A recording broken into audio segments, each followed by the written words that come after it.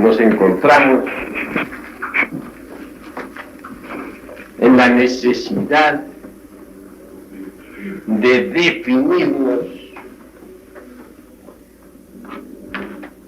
por la autorrealización íntima del ser.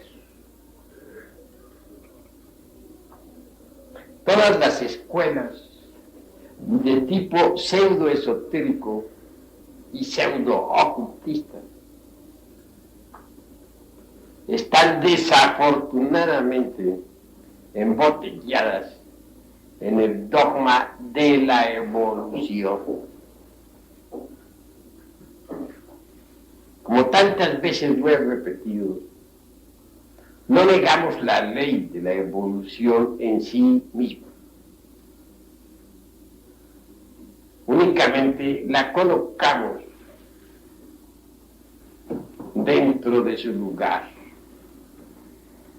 La ubicamos en su sitio especial.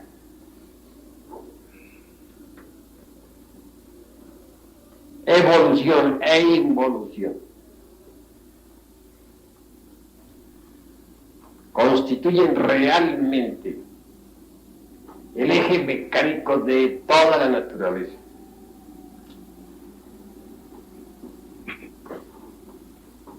Todo evoluciona e involuciona, sube y baja, asciende y desciende. Gira la rueda del samsara incesantemente, fundamentada en estas dos leyes, evolución e involución.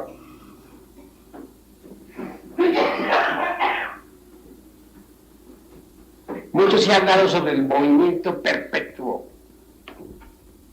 Hubo una época en que las gentes se dedicaron a devanarse los sesos para inventar, dijéramos, un aparato que tuviera el movimiento perpetuo. Se quería un objeto, es decir, algún mecanismo de tipo muy especial, que girara incesantemente, que nunca se detuviera y sin gasto de combustibles de ninguna especie, lo cual manifiestamente es absurdo. El movimiento perpetuo implica, de hecho, un gasto de combustibles. No podría existir tal movimiento sin ese gasto. La Tierra, por ejemplo, gira alrededor del Sol, va y viene incesantemente. Hay un movimiento perpetuo. Pero hay gasto de combustible. Conforme el tiempo va pasando, la Tierra va envejeciendo. Y día llegará en que será un cadáver, una nueva luna. Así pues, tratar de inventar un mecanismo sin gasto de materiales, sin consumo de materiales de ningún tipo, es completamente imposible. Aún en el supuesto de que se lograra inventar algún ente mecánico con un movimiento continuo, y sin gasto, esto sería muy relativo, porque los mismos materiales del aparato mecánico se desgastarían a la larga.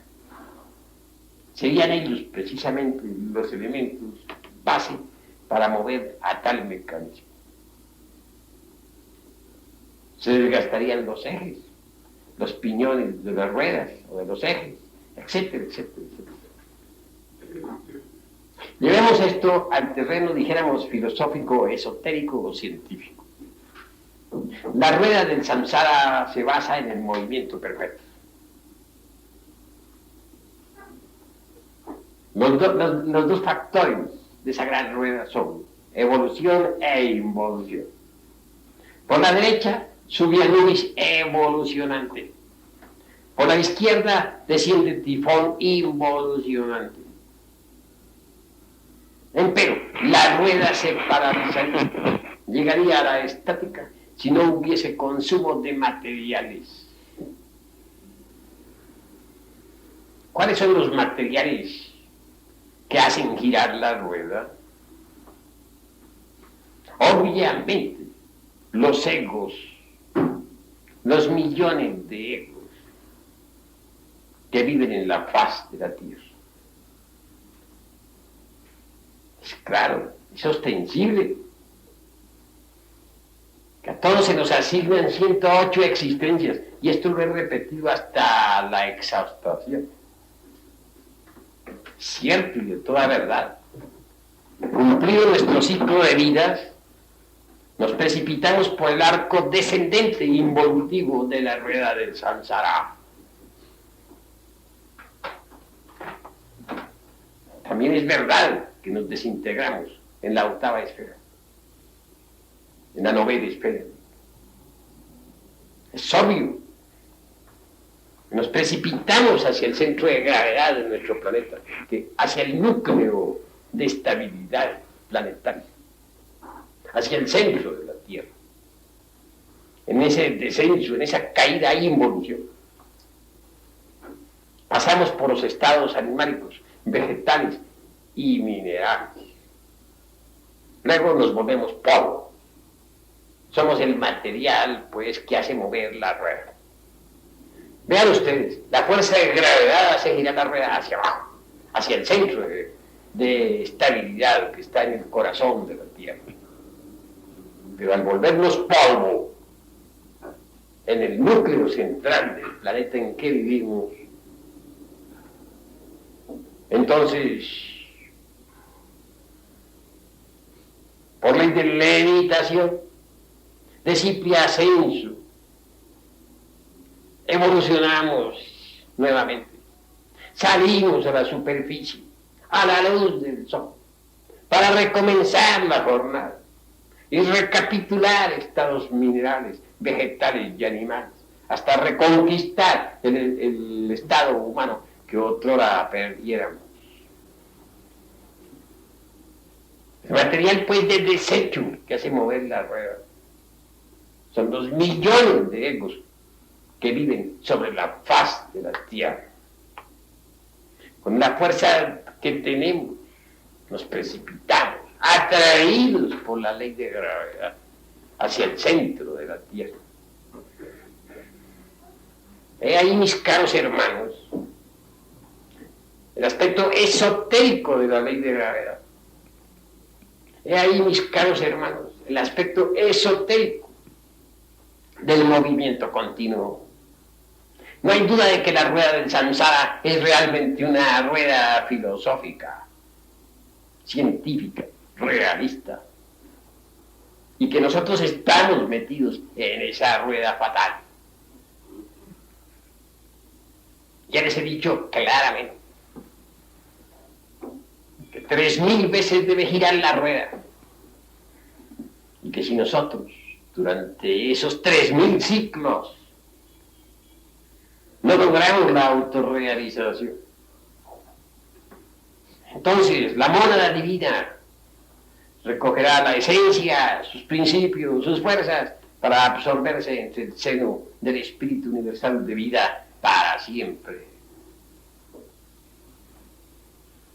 Incuestionablemente, no todas las mónadas desean la maestría. Cuando una mónada quiere la maestría, realmente trabaja a su esencia desde adentro, desde lo más íntimo, desde lo más profundo. Una esencia trabajada así, está en desasosiego, anhela, busca el camino, la senda del filo de la navaja, está inquieta. Pero cuando la mónada no trabaja a su esencia, entonces esta no está inquieta, no le interesa la espiritualidad. Ese es el caso de personas indiferentes, que no sienten realmente ningún anhelo místico.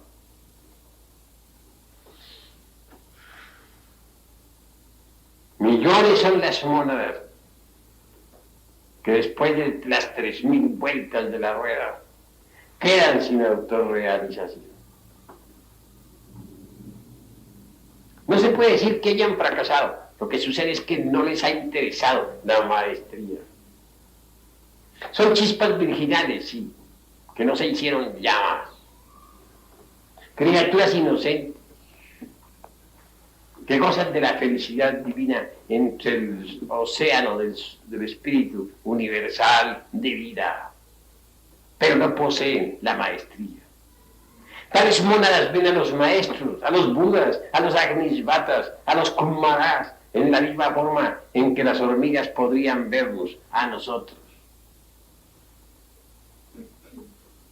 Obviamente, para tales mónadas, los mahatmas, los hierofantes, son algo imposible de entender. Seres extraños que ellas no alcanzan ni remotamente a comprender. He ahí el secreto del abismo. Ese es uno de los 7 grandes secretos indecibles.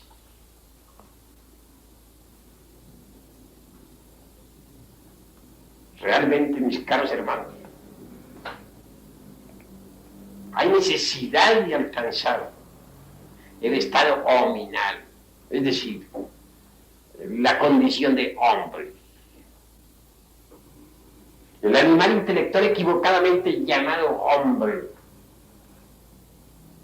ciertamente no lo es, no ha alcanzado el dicho estado de hombre.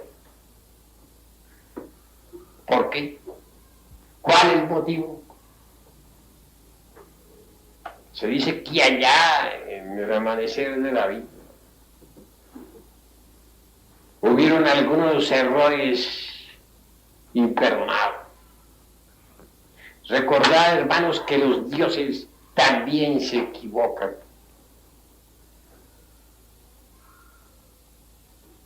En principio, el instinto, dijéramos, mecánico de los animales intelectuales comenzó poco a poco, a través del tiempo y de los años, a desarrollarse, dijéramos, en la función intelectiva. Empero, hubieron ciertos seres inefables, como el ángel Sakaki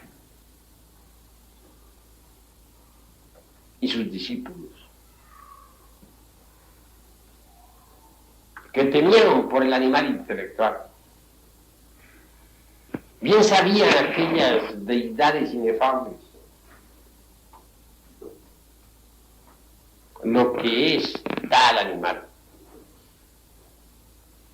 No está de más recordarles a ustedes que el bípedo tricerebrado o tricentrado, equivocadamente llamado hombre, es tan solo una máquina.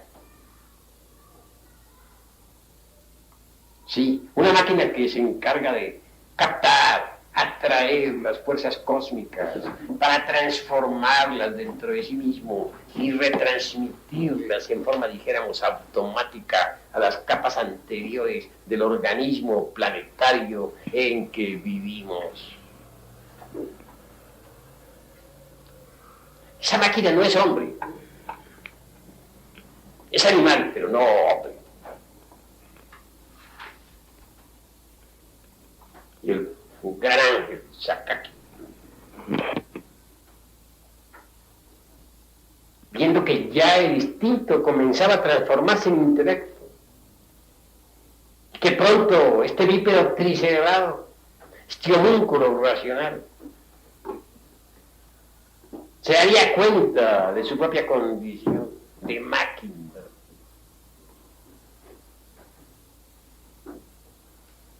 Pues sintió tanto él como los suyos temor por la humanidad.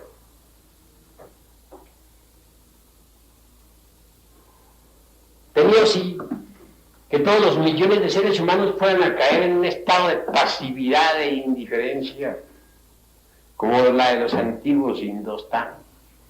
Bien saben ustedes lo que fueron los millones de habitantes de la India.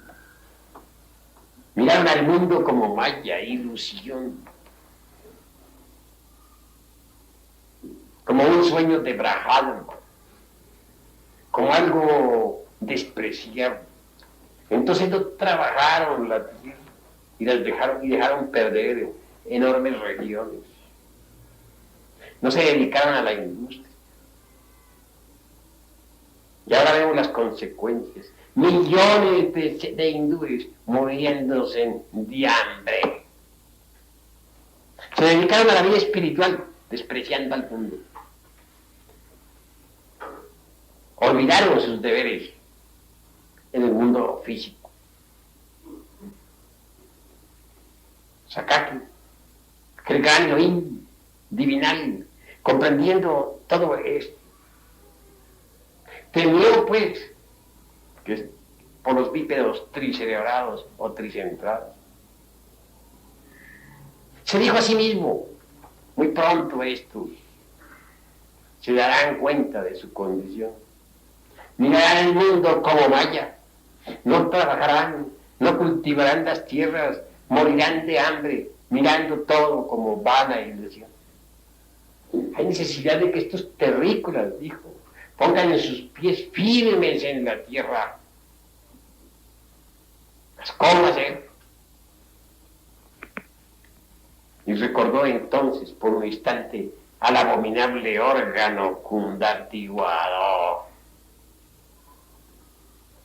Creó ciertas condiciones específicas definidas y estimuló a cierto átomo que existía allí, en el coxis, para que pusiera en actividad a tal órgano.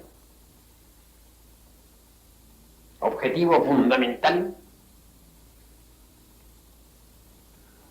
establecer mediante las radiaciones de tal órgano ciertos datos, dijéramos, un poco equivocados en el intelecto.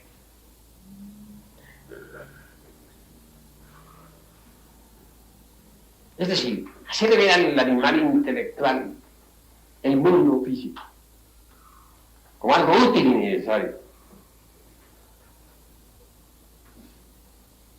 En ese sentido no sería equivocado. Pero equivocado digo en cuanto que dispuso que el intelecto no solamente viera el mundo físico, tal cual es, en su aspecto tridimensional, sino que lo considerara como una realidad total.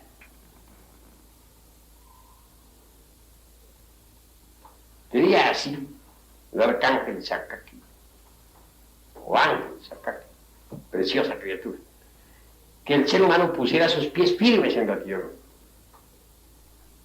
que se estableciera definitivamente en este mundo como todo un ciudadano, a fin de que pudiera realmente autorrealizarse a fondo, íntimamente, profundamente. Sus intenciones fueron magníficas. Yo digo que comenzó esto a realizarse allá en la época hiperbórea.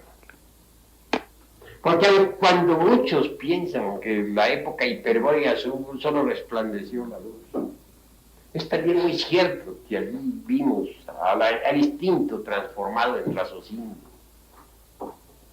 Todavía recuerdo, mis caros hermanos, a cierto grupo de hiperbóreos, hombres altos, sí, como de 6, 8, 10, 12 metros de estatura, armados hasta los dientes, marchando por diversos caminos. Como quiera que recuerdo vidas anteriores, no me es fácil tampoco olvidar algunas anécdotas importantes con tales guerreros. Es que ya comenzaba en ellos el instinto a transformarse en raciocinio. También es cierto que ya su raciocinio estaba dirigido completamente hacia abajo, hacia el mundo físico completo. Había sido modificado su intelecto así, en esa forma, debido precisamente al abominable órgano cundartiguado. Sí, pues este trabajo viene desde la época hiperbórea. Surge más tarde la Lemuria. Y nadie puede ignorar que en la Lemuria resplandeció la luz, pero también nadie puede ignorar que existieron los tenebrosos de la mano izquierda, los tántricos negros, Yahvé y sus secuaces, los perversos Lemuro-Atlantes, etcétera, etcétera, etcétera. Todos ellos resultados de desarrollo del abominable órgano cundartiguado. Así pues, que trabajó con buenas intenciones el ángel Sakaki.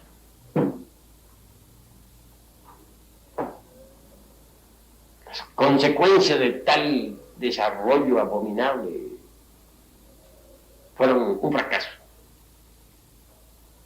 Ustedes bien saben lo que es el abominable órgano condartiguador. El palo sagrado precipitándose desde el coxis hacia los infiernos atómicos del hombre.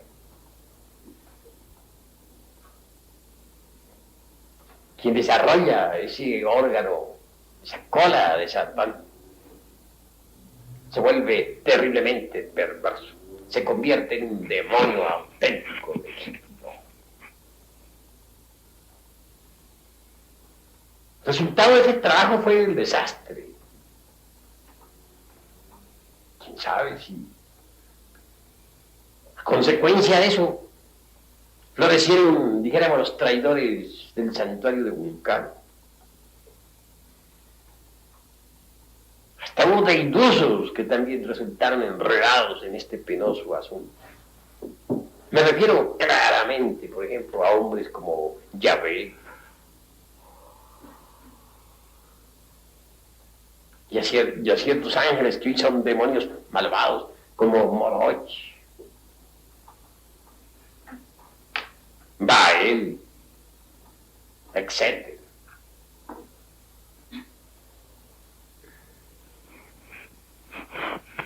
Me voy a hablar de esta forma porque el arcángel Sakaki es hoy uno de los 4 tetrasustentadores del universo.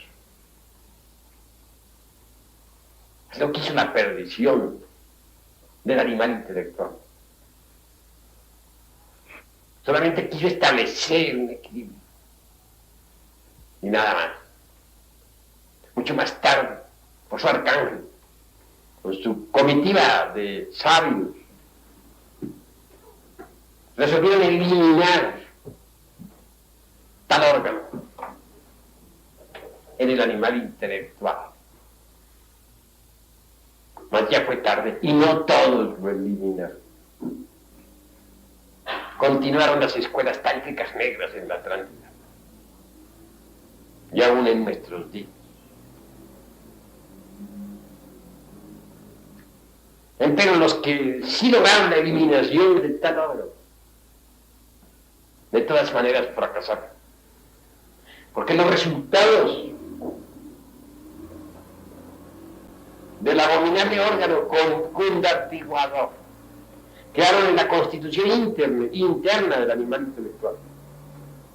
Tales resultados son los yoes, que en su conjunto constituyen el ego, el mí mismo, el sí mismo.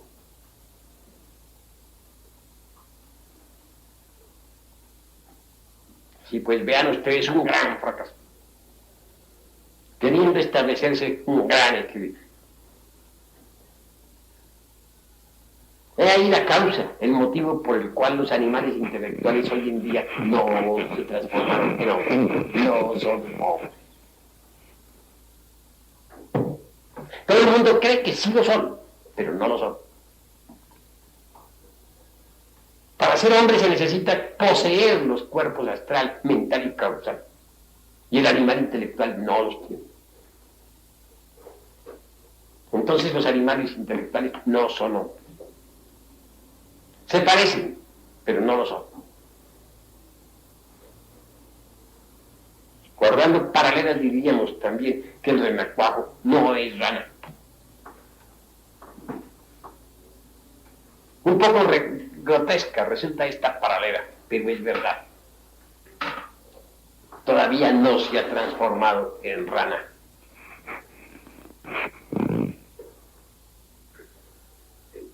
Se hace necesario, pues, que nosotros realmente estemos dispuestos a convertirnos en hombres. Se necesita la disponibilidad al hombre. Hay necesidad de formar dentro de nosotros mismos la disponibilidad al hombre. Solo así es posible que nazca en nosotros el hombre.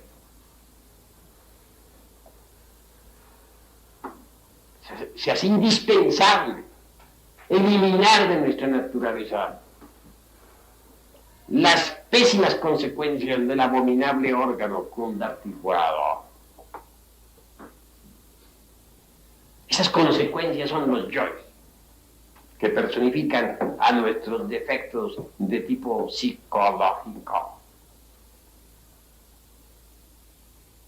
Solo así, mis caros hermanos, podemos marchar por el camino que nos ha de conducir al hombre. Federico Nietzsche, en su Zaratustra, nos habla del superhombre. Dice, el hombre no es más que un puente tendido entre el animal y el superhombre, un peligroso paso en el camino, un peligroso mirar atrás, todo en él es peligroso. Se equivocó Nietzsche. ¿De dónde vamos a sacar superhombres si no hemos creado al hombre? Nietzsche nos habla del hombre como si el hombre ya existiera. Nosotros necesitamos crearlo dentro de nosotros mismos. No es un superhombre lo que necesitamos, sino al hombre. Él es el rey de la creación. El superhombre no existe, lo que existe es el hombre. Desgraciadamente, en nosotros todavía no existe. En cada uno de nosotros, lo que existe es el animal intelectual. Necesitamos crear en sí mismos y dentro de sí mismos al rey de la creación, el hombre. Para eso se hace indispensable eliminar las malas consecuencias del abominable órgano condartiguador que cada uno de nosotros lleva adentro. Solo así, mis caros hermanos, podemos tener la disponibilidad al hombre. Solo así podemos dentro de nosotros mismos crear el hombre.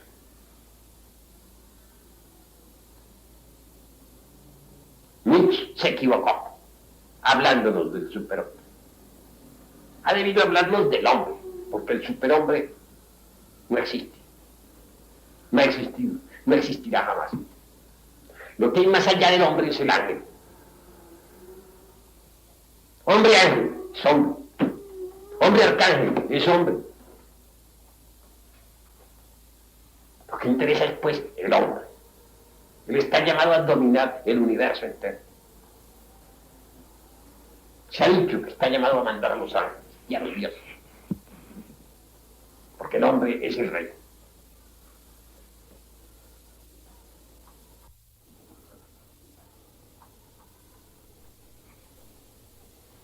Y el arcángel Sacar y su comitiva no hubieran estimulado, dijéramos, el abominable órgano condartiguador en aquellas razas incipientes del pasado, hoy existiría sobre la faz de la tierra una gran cantidad de hombres. Desafortunadamente lo que existen son zánganos, porque el animal intelectual es un zángano. Digo zángano porque no crea, no trabaja en la gran obra del Padre. Consume todo lo que la naturaleza produce, pero él no produce nada. Aprovecha el trabajo de los dioses, pero él destruye ese trabajo.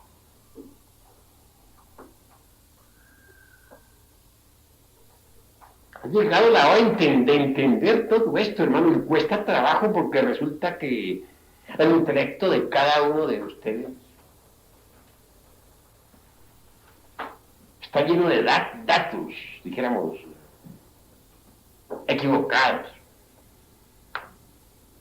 Y se les habla así diciéndoles que el hombre no existe. Puede que lo acepten ustedes en principio, pero hay un trasfondo allá en el subconsciente que reacciona, ofrece resistencia. Presupone que sí existe y que ustedes son tales hombres. Se forman de ustedes pues un dualismo en que sí y no existe. Ante todo debemos acabar con ese dualismo y en forma íntegra entender que el animal intelectual es lo que existe, que el hombre todavía no ha sido creado dentro de nosotros mismos. Algunos datos pueden ayudarnos a aclarar este concepto. Si el hombre es el rey de la creación, tiene que ser rey de sí mismo. Pero si no somos reyes de nosotros mismos, si no sabemos gobernar nuestros propios apetitos, nuestros deseos y nuestras pasiones, ¿cómo vamos a ser reyes de la creación? Ahora, si no somos reyes de la creación, mucho menos podemos ser reyes del universo o del infinito. Si no somos reyes de la creación, no somos hombres. Así pues, o somos o no somos reyes. ¿Cómo podemos ser reyes si no sabemos gobernar nuestros propios apetitos? ¿Acaso puede gobernar al universo el que no se gobierna a sí mismo? Hay necesidad de comprender esto, de asimilarlo, de entenderlo a fondo y de crear dentro de nosotros la disponibilidad al hombre. El hombre misericordioso, sol absoluto,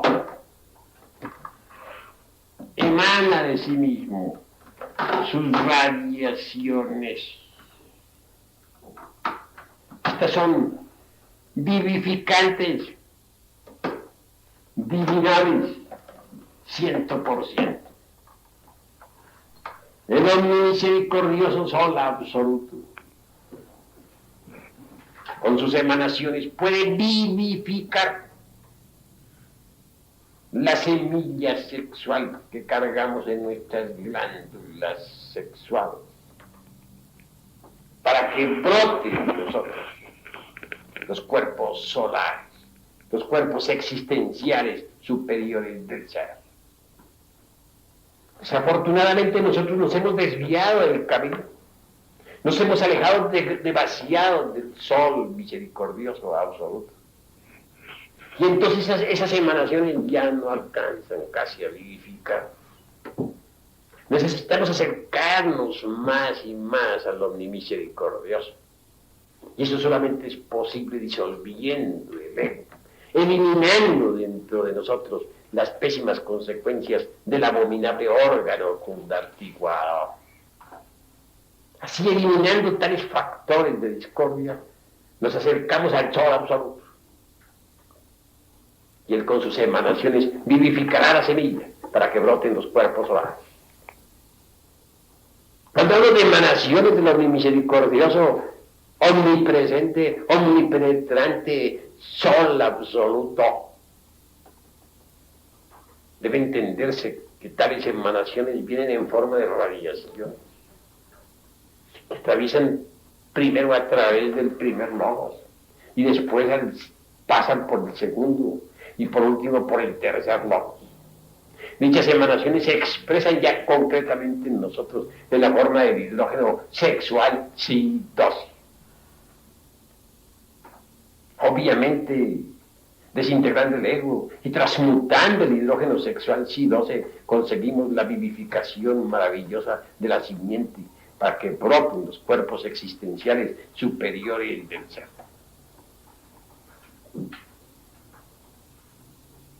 Entendido todo esto, mis caros hermanos, debemos crear, repito, la disponibilidad al hombre. Es trágico, doloroso continuar metidos nosotros en esta rueda del samsara.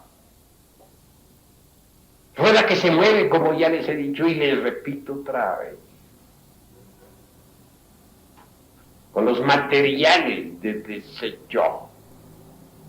Me refiero enfáticamente a los millones de criaturas animales intelectuales que se precipitan involuntariamente hacia el abismo. Estar descendiendo y subiendo por la trágica rueda, ¿es acaso cosa bella? Más vale de una vez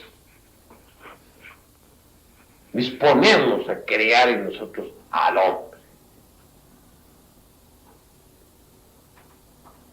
obvio que no todas las mónadas quieren la maestría. Pero si ustedes están aquí, si nos hemos reunido en este recinto sagrado, es porque las mónadas de cada uno de nosotros quieren la maestría. Es porque las mónadas de cada uno de ustedes anhelan la maestría. Y si no, ninguno de ustedes estaría aquí, en este recinto. Así pues, entender es indispensable. Comprender lo que somos realmente. Darnos cuenta de que no somos sino unos bípedos tricerebrados, unos homúnculos racionales.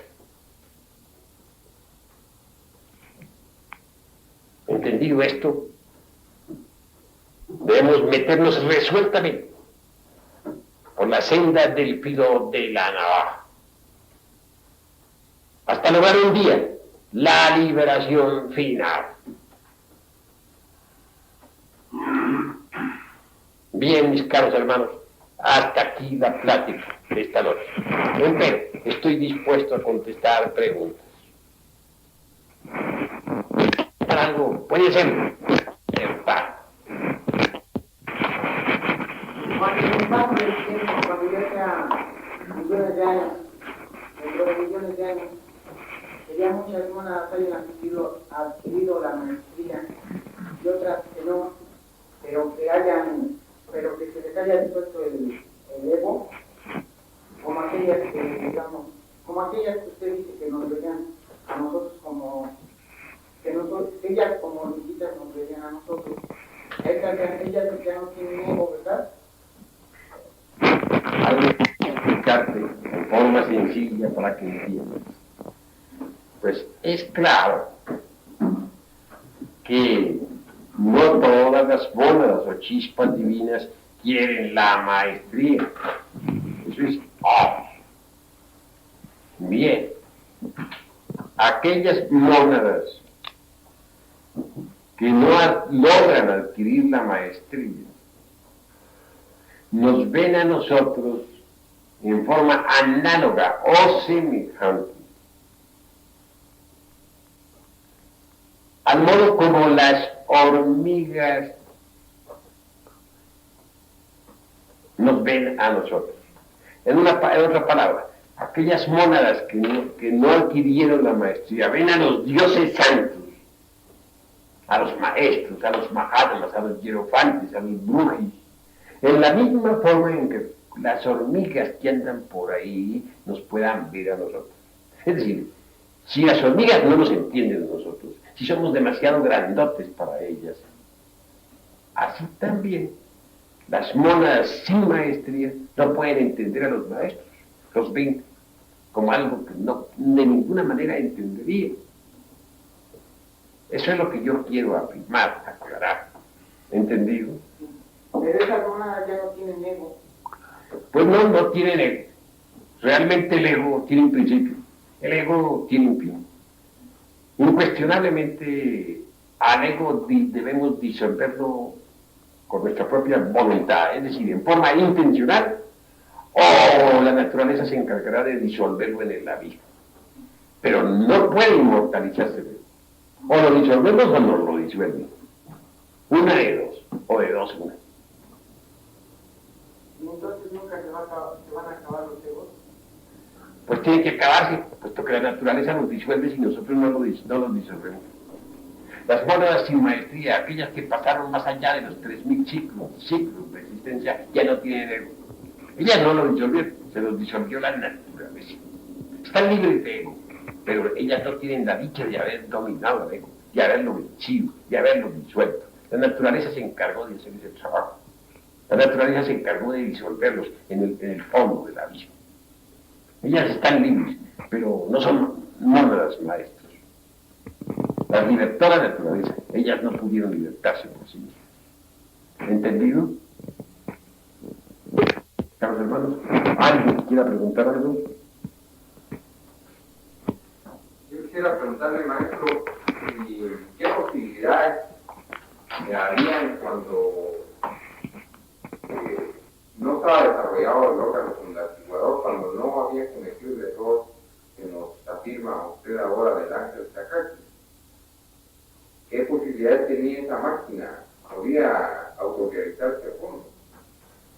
Mi concepto sencillamente es que aquellos seres humanos instintivos, primitivos, si no hubiesen sido, dijéramos, dominados por el abominable órgano kundartiguador, si en su naturaleza interior no se hubiese desarrollado el abominable órgano kundartiguador,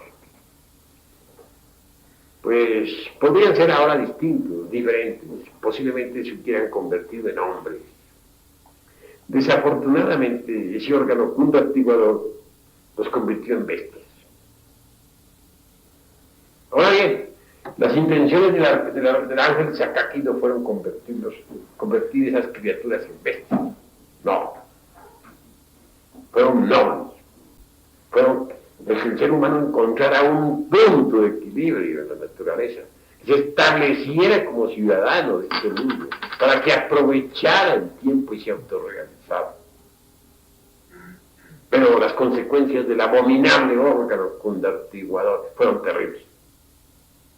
Se convirtió, pues, el animal intelectual en bestia, en vez de hombre. Yo conceptúo que mejor hubiera sido instruirle, enseñarle los misterios de la vida y de la muerte, mostrarle el camino de la autorrealización, hacerle ver que la tierra era una escuela que necesitaba, posiblemente a base de sabiduría, sin necesidad de haberle desarrollado el abominable órgano kundartiguador, hubiesen los terrícolas encontrado su punto de equilibrio, sin necesidad de precipitarse por la vía de la degeneración. Ese es mi concepto.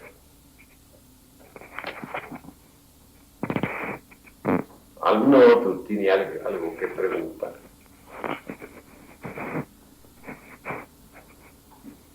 Si alguien tiene que preguntar algo, pregunta. Ninguno debe quedar con dudas.